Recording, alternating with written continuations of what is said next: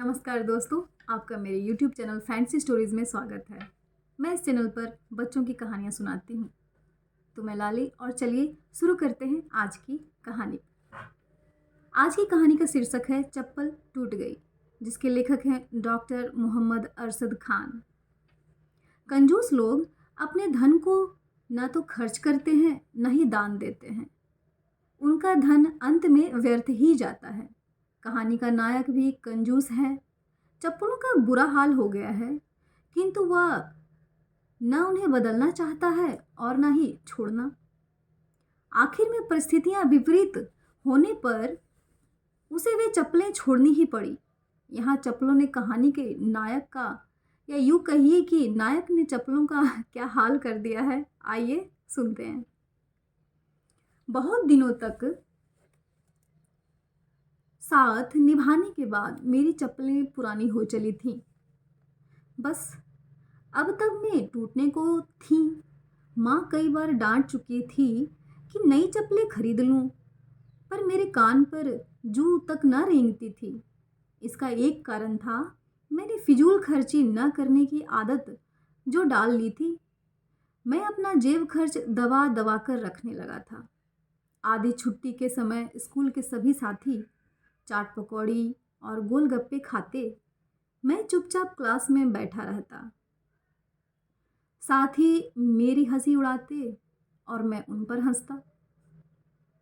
यह आदत यहाँ तक बढ़ गई थी कि खाने पीने की बात तो छोड़ ही दीजिए, तो मैं लगभग हर चीज में बचत करने लगा था। पानी की बचत शुरू की तो हफ्ते हफ्ते भर नहीं नहाता। साथ ही बगल में बैठने से कतराने लगे। साबुन की बचत शुरू की तो एक दिन अध्यापिका ने मैली ड्रेस देखकर क्लास से बाहर कर दिया। परंतु मेरे ऊपर तो बचत की धुन सवार थी। दुनिया लाख रोड़े अटकाए, मैं रुकने वाला नहीं था। मेरे सामने बड़े बड़े महापुरुषों के उदाहरण थे जो सन्मार्ग पर चले तो उनकी राह में ऐसे ही रोड़े अटकाए गए थे, मगर वे आगे बढ़ते गए और दुनिया के लिए आदर्श बने।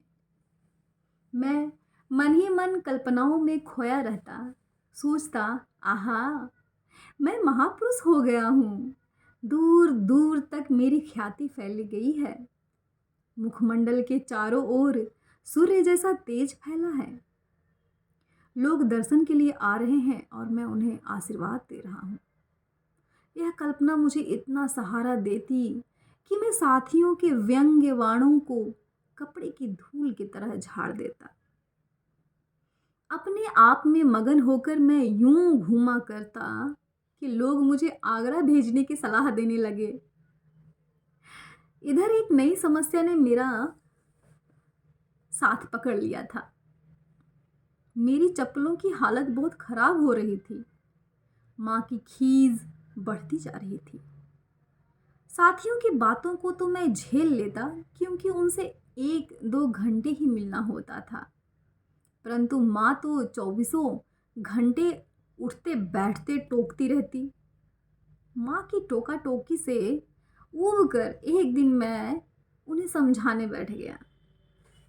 गांधी जी के विचारों से लेकर सरकारी विज्ञापनों तक का सहारा लेकर बचत का पाठ पढ़ाया माँ को। मुझे अपने ज्ञान पर इतना विश्वास था कि सोच रहा था कि माँ के गुस्से को कोल्ड ड्रिंक जैसा ठंडा कर दूंगा। किंतु जैसे जैसे मेरा ज्ञान चरम सीमा पर पहुंचता गया, माँ का पारा भी ऊपर चढ़ता गया। इससे पहले कि उनका माथा अंगारों वाली अंगीठी होता, मैं भाग गया। दिन भर बाहर बिताने की सोचते हुए मैं बरामदे में रखी साइकिल के पास पहुंचा। पता चला टायरों में हवा डलवाने में भी मैंने बचत से काम लिया है। बड़ा गुस्सा आया। मारे गुस्से के मैंने पैर पटके, लेकिन गुस्से पर ठंडा पानी तब पड़ गया जब पता चला कि पैर पटकने से चप्पलों का जीवन और कम हो गया है। अपनी इस मूर्खता पर फिर पैर पटकने का मन हुआ। मन मारकर मैं पैदल ही निकल पड़ा। अभी चौराहे पर पहुंचा ही था कि लगा दाएं पैर की चप्पल साथ छोड़ देने को है। मैंने संभल संभल कर कदम रखनी शुरू किए। बाएं पैर पर ज़्यादा जोर देने के कारण मैं लंगड़ाने सा लगा। चौराहे पर पहुंचकर मैं एक किनारे खड़ा होकर भीड़ कम होने का इंतज़ार करने लगा ताकि सड़क पार करने के लिए सरपट न भागना पड़े। मैं सड़क पर एकटक निगाह गड़ाए खड़ा था कि सहसा पीछे से 2 जोड़े हाथ आए और मुझे टांग कर ले चले। इससे पहले कि मैं कुछ समझ पाता, मैंने खुद को सड़क के उस पार पाया। खुद को छुड़ाकर संभलते ही मैंने उन दोनों लंबे चौड़े आदमियों से सवाल दागा, आप लोग मुझे यहाँ क्यों उठा लाए? अरे भाई, वे थोड़ा हैरान होते हुए बोले, आप सड़क पार करना चाहते थे इसलिए। मैंने आपसे कब मदद मांगी थी? मेरा गुस्सा बढ़ता ही जा रहा था। मांगी या न मांगी, विकलांग लोगों की मदद करना हमारा फर्ज है। हम विकलांग सहायता समिति के कर्मठ सदस्य हैं। वे बोले, विकलांग? मैं बड़ी जोर से चीखा, मैं विकलांग हूँ? वास्तविकता जानकर वे दोनों झेंपते हुए चले गए, परंतु उनसे कहीं ज्यादा झेंप मुझे आई। लोगों की भीड़ मेरी ओर देखते हुए कानाफूसी कर रही थी। मैं तुरंत आगे बढ़ लिया। जैसे ही मैं बाएं पैर पर जोर देकर 2 कदम चला कि पीछे से लोगों का जोरदार ठहाका सुनाई दिया। कोई कह रहा था, वे भले मानुस यूं ही गलत नहीं समझ बैठे थे। मैं बुरी तरह खिसिया गया। चप्पल बीच राह में धोखा ना दे जाए, इसलिए उसकी मरम्मत करा लेना ही ठीक था। परंतु जूते चप्पल ठीक करने वाला जो शख्स कम पैसों में मरम्मत करता था, कुछ दूर बैठता था। शायद उस तक पहुंचने से पहले ही चप्पल साथ छोड़ देती। मुझे एक उपाय सूझा। मैंने लोगों की नज़रें बचाकर चप्पलें हाथ में ले ली और जल्दी जल्दी रास्ता नापने की कोशिश करने लगा। परंतु वह 100 गज का रास्ता मेरे लिए 100 मील के बराबर हो गया। एक एक सेकंड एक एक घंटे भर जितना लंबा हो गया। लगता था पूरा बाजार मेरी ओर देखकर हंस रहा है। सड़क, दीवारों और खंभों तक में आंखें उभर आई हैं और मुझे घूर रही हैं। शायद यह कुछ हद तक सही भी था, क्योंकि पीछे से कोई हंसकर कह रहा था, आज तक कंजूस लक्खी मल करोड़ी मल की कहानी सुनी थी, किंतु आज असल में देख भी ली। जैसे तैसे चप्पल ठीक करने वाले तक पहुंचा। उसने चप्पल लेकर उल्टी पलटी, फिर वापस लौटाते हुए कहा, भैया, इसकी मरम्मत मेरे बस की ना है। मैंने कहा, क्यों नहीं? इसे एक जगह से सियूंगा तो दूसरी जगह से टूट जाएगी, फिर दूसरी जगह से सियूंगा तो तीसरी जगह से टूट जाएगी, तो ऐसे दूसरी, तीसरी, चौथी हर जगह से सी दो। 25 रुपए लगेंगे। उसने चप्पल फिर से जांचते हुए कहा, 25?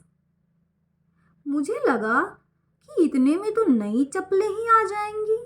मन ही मन तय किया कि नई चप्पलें ही खरीद लूंगा, पर इन पुरानी चप्पलों का क्या किया जाए? इस सवाल पर विचार करते करते मुझ में उदारता का संचार हो गया। मैंने वे चप्पलें उसे देते हुए कहा, भैया, इन्हें तुम रख लो, तुम्हारे काम आ जाएंगी। वापस लौटते हुए जब मैंने उसके चेहरे पर कृतज्ञता के भाव देखने का प्रयास किया, तो पाया कि उसने बगल में बह रही नाली में चप्पलों को प्रवाहित कर दिया था। मुझे बहुत गुस्सा आया। मैंने अपना गुस्सा ठंडी चाय की तरह सटक लिया। अब नंगे पैर घर लौटने के सिवाय मेरे पास दूसरा चारा न था। मैं तेज तेज चलता हुआ, बल्कि दौड़ता हुआ वापस चल पड़ा। अब अपना दुर्भाग्य मैं क्या बताऊं, उस दिन मोहल्ले के कुत्तों तक ने पहचानने से इनकार कर दिया। जैसे तैसे भागकर घर पहुंचा तो पता चला कि भाग्य की तरह घर पर भी ताला लटका हुआ है। मैं उसी भारी भरकम ताले पर अपना सिर पटकने जा ही रहा था कि बगल में पान के खोखे वाले ने बुलाकर एक चिट्ठी पकड़ा दी। चिट्ठी माँ की थी। लिखा था, आवश्यक कार्य से मामा के घर जा रही हूँ, शाम तक लौटना होगा। पड़ोस की आंटी से घर की चाबी ले लेना, खाना बना है, खा लेना। पत्र के अंत में लिखा था, और हाँ, अलमारी में 25 रुपए रखे हैं, नई चप्पलें ले लेना। आखिरी लाइन पढ़कर मेरे कलेजे को बड़ी ठंडक मिली। मैंने सोचा, कम से कम चप्पलें खरीदने के मामले में बचत नहीं करनी चाहिए। तो आज की कहानी समाप्त होती है दोस्तों, और आप लोग कितने कंजूस हैं, कितनी बचत करते हैं, ये भी मुझे बताएं कमेंट सेक्शन में लिखकर। धन्यवाद।